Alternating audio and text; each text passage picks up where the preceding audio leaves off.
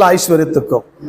ஆனா கிறிஸ்தவத்துல இந்த வேர்டு எடுத்துட்டாங்க. ஐஸ்வர்யம் என்ற வேர்டையே எடுத்து தூரமா வச்சுட்டாங்க.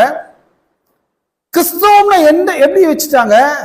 பாடுகளும் துன்பங்களும் நிறைந்த வாழ்க்கை தான் உண்மையான பரிசுத்தமான வாழ்க்கை.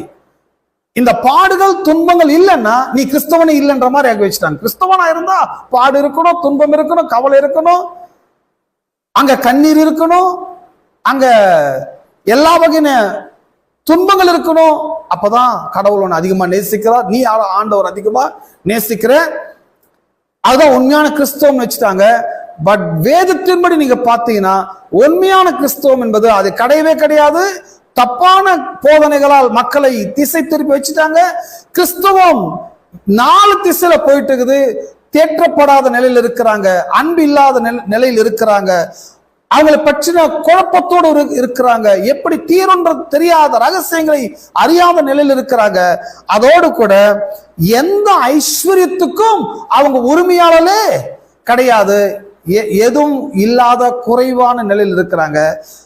அவங்களுக்கு அப்படிப்பட்ட போதனைகள் தப்பான வார்த்தைகளால் அவர்கள் மனமும் எண்ணங்களும் திசை மாற்றி வைத்திருக்கப்பட்டுள்ளது. பாருங்க, போதனைன்றது ரொம்ப முக்கியம். ஏன்னா நான் கேட்கின்ற போதனை அது என்னை மட்டும் பாதிப்பதல்ல, என்னுடைய சந்ததியையும் பாதிக்குது. நான் கேட்கின்ற அந்த நான் எதை நம்புறனோ அதன்படி என் வாழ்க்கை அமையும். அது என்னோட முடியாது, என்னுடைய ஜெனரேஷனையும் அது பாதிக்கும். எதுவுமே நம்புறீங்க?